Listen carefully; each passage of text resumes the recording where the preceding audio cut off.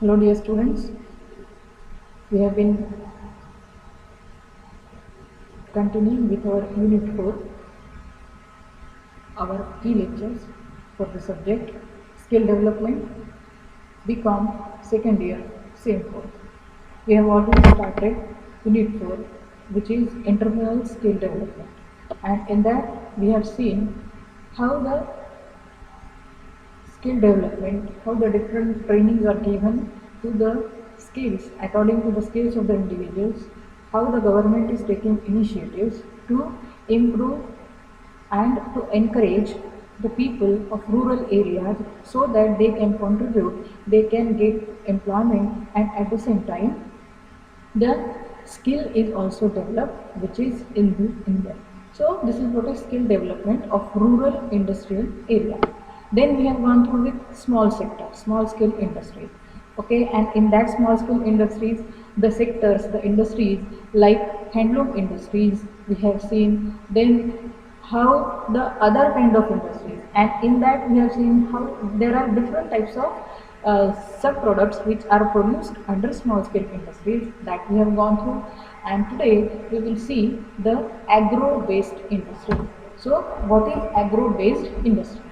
It denotes the collective business activities that are performed from farm to fork. It means it covers means the goods which are produced on the agricultural land on the farm until the goods are sold into the market, and that market may be a export market also, means that market is domestic market as well as the export market.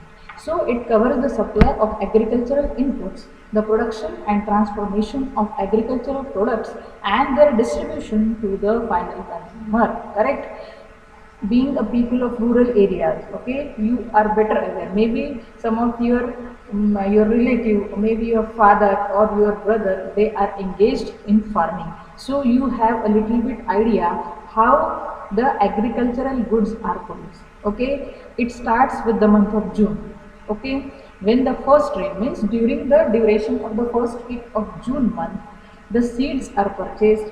Okay, then the farm is cultivated, and accordingly the different kinds of seeds, different kinds of products are produced on these agricultural land or agricultural farms. Then mainly they are the products like, we can say, different kinds of uh, rice, then jawar, then we have seen wheat also, different kinds of wheats, jawar, rice, or other, what we call it as dals. Different kinds of dals are also produced on different farms. Depending upon the quality of the farm, the different kinds of agricultural goods are produced considering the situation, considering the type and kind of land the farmers are doing the farming according to their land or farm. So agri-business or agro-based business is one of the main generators of employment and income worldwide. Okay, it is called a worldwide. It is not limited up to a single nation or India, but it is a worldwide activity. Agribusiness is characterized by raw materials that are mostly perishable, variable in quality, and not regularly available. Okay, the duration is fixed. Okay, generally in the rainy season, the seeds are brought in the farm, and then the goods are produced. Once the goods are produced, then with the help of crushers, different machinery, the goods are first stored, and then when there is a market, when the market opens, and then the goods are produced in the market and they reach up to the final consumer. So, traditional production and distribution methods are being replaced by more closely coordinated and better planned linkages between agribusiness firms, farmers, retailers, and other supply chains. Okay, the farmer is not directly going to the market and he is selling the goods. There are different mediators, different supply chains, and with the help of them, via them, the goods are produced or they reach to the consumer. Now, we can say that industries are divided into four groups. Which industries? Agro-based. In that, resource based, demand based, skill based, and ancillary industries. And these ancillary industries are the supporting industry or the byproducts which are produced with the main agricultural products, that is ancillary industry or ancillary groups. Now again, the resource based industries are divided into agro based, forest based, animal husbandry, poultry business or poultry based business, mineral based business, marine based, etc. Agro based industries are those industries which have either direct or indirect link with agriculture. Industries which are based on agricultural produce and industries which support agriculture come under agro-based industries. But the sources, the groups are like this: resource-based, demand-based, skill-based, and so on. Now here we have seen in the resource-based, it is like again the agro-based only, but they are subdivided into forest, animal husbandry, poultry. Now here how we can call it, that is poultry based, means the poultry farms. Okay, an individual who can own or who can open his own poultry farm, and out of that what is the goods which are produced in poultry farms? The eggs which are produced in poultry farm, they are sold, or either the non-veg kinds of that chicken, mutton, what is that, those products are sold with poultry base. So mineral based, marine based, these are the examples. So agro based industries are those industries which have either direct or indirect link with agriculture. Now following are the important features of the agro-based industry. Agro-produced processing units, they merely process the raw material so that it can be preserved and transported at cheapest cost. No new products is manufactured, for example, rice mills, dal mills, etc. Correct? These are the agro-based industries. Okay, we have seen the resource-based. The main resource for these rice mills and dal mills are the goods they are receiving in the raw form. Then in their mills, they are separating the goods, like they are separating the rice and dal with the help of crushers or other machineries. Then they are refining it and then they are selling in the market. So agro-based products are the processing units. Then agro-produce manufacturing units manufacture entirely new products. Okay, which agro-based processing units do? They are separating the products from the main product. And in agro-based manufacturing units manufacture entirely new products. Finished goods will be entirely different from its original raw material. For example, sugar factories, bakery, solvent extraction units, textile mills, etc. Correct? These are the agro-produce manufacturing units. Now, agro-inputs manufacturing units. Industrial units which produce goods either for mechanization of agricultural or for increasing productivity come under this type. For example, agricultural implements, seed industries, pump set, fertilizers and pesticide business or pesticide units, etc. Now, these are the agro-based industries, means the business or the industries which run on the agro goods or agro-based products. Okay, so these are the example of manufacturing units. Then agro service centers, that is agro service centers are workshops and service centers which are engaged in repairing and servicing of pump sets, diesel engines, tractors and all types of farm equipments. This comes under service centers, like they are providing the services. For example, the person who has his own tractor, he is giving his tractor on rent for the agro products, or the main person who is a farmer or who owns a land, a farm, and for the purpose of different kind of works he is giving his tractor on rent. Okay, and out of that he is earning. It means he is providing the service with, so it is called agro service centers. Now, need for agro based industry. Why there is a need? Suitable to rural areas as they are raw material oriented. Correct? Then for upliftment of rural economy, it uplifts the rural economy. The income which is generated with the agricultural farms. Okay, so ultimately the economy of the rural area is increasing with these agro or agricultural products. Now to solve the problems of unemployment, these kind of industries solve unemployment. How? Since the labors, the labor work which is lot of including in the agriculture farm, okay, they are the different kinds of works. Means before farming the seeds, what they are doing, they are cleaning the complete farm. For that reason they need a labor, because that farm is not in the form of what you say area of square feet, but it is in acres. And to clean that particular farm, they require different kinds of labors, and with the help of that the labor also earn, means the problem of unemployment is solved, and at the same time economy of the rural area is also balanced, or it is increased or uplifted. Then to generate income and increase standard of living, the duration of the farming, it starts with June and ends with March. Okay, generally the work is for mainly of 8 months or 7 months. Okay, after the goods are produced and before they go to the market, the farmers have a time in their hand to do their another works. Okay, so when it is why it is said to generate income and increase standard of living.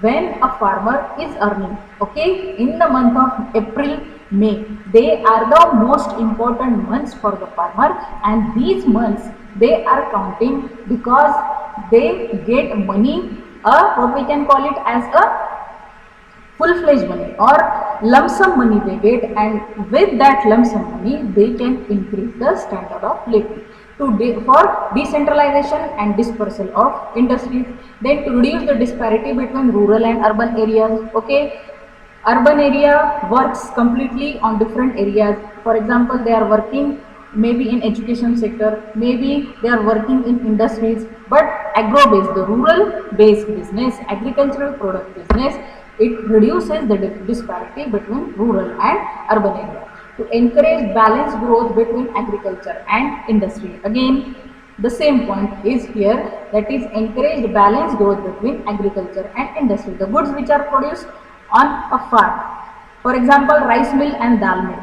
Rice mill and dal mill, the goods first produced by the producer reaches to these mills.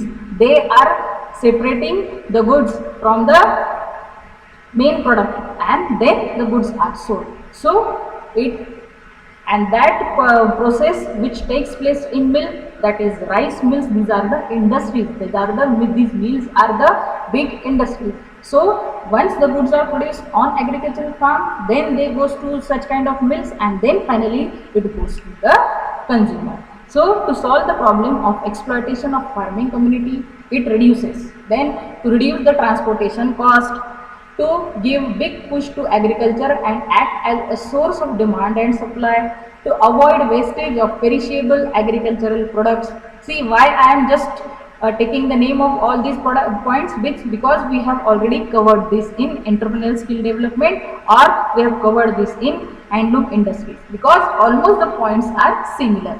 To avoid wastage of perishable agricultural products, to prevent migration of rural people. Okay, prevent migration means if the employment is available in their own area, in their own rural place, then they don't need to get other state or other places to earn money or to generate income, because migration, in that case migration of people is not necessary, because if the employment is available at your own place, at your home area, at your motherland, then why you will move on to the other state or other places? So it prevents migration of rural people.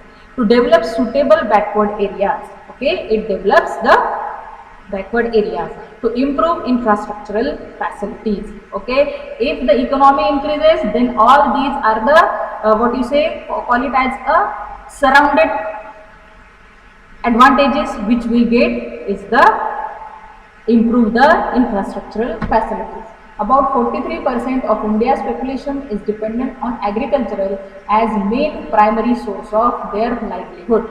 Okay, their main income source is agricultural goods. So India is the largest producer of spices, pulses, milk, tea, cashew and jute, and the second largest producer of wheat, rice, fruit, vegetable, sugarcane, cotton and oilseeds. Further, India is the second in global production of fruits, vegetables and is the largest producer of mangoes and banana. These are all agro-based. The base is what? Agriculture or agro. Because since last 60 to 70 years, our India has got a gift of land. In India, the land is available for the agriculture and the good quality of land which is used for producing the different agricultural goods. So India, it is always said that India is blessed with a farm, is blessed with that land where the valuable goods are produced, and these goods are your routine or day-to-day demanded goods like vegetables, okay, then maybe wheat, rice, cotton and oilseeds. So India is among the 15 leading exporters of agricultural products in the world, and it was the 9th largest exporter in agricultural products in 2017. But the new policy aims to increase India's agricultural export to $60 billion by 2020. It is the dream of the country, of the government, to reach India, to make India famous in the world market so that their standard can be increased. Although the population is increasing side by side, but if we are getting such facilities, then the name and fame of our own country will be enlightened or brightened. So, the skill development in agricultural sector. Agricultural Skill Council of India is the apex organization that facilitates an ecosystem for skilling agriculture and allied sectors. So ASCI, that is Agriculture Skill Council of India, plays a key role in maintaining training standards through NSQF, complete curriculum, certification and assessment by coordinating with the industry, training partners and academic institutions across India. Correct? So you can go through with this website also, where you can get the information. Besides job role based training from ASCI, training programs in farming and allied sectors are also conducted at 690 Krishi Vigyan Kendras across the country. These Kendras are specifically or specially made for the farmers, for Kisan or Krishi Vigyan Kendras. These are known as KVKs. Okay. If any member from your family is in farming, then you must have idea that these centers are helping you. They are giving you the certain information like weather condition information, availability of seeds, availability of pesticides, all the information by SMS you are receiving on your mobile number from these kendras or from these centers. So the government believes that this step would fasten the pace of skill development in the agriculture sector by training its workforce with accordance to the demand. Now, Indian government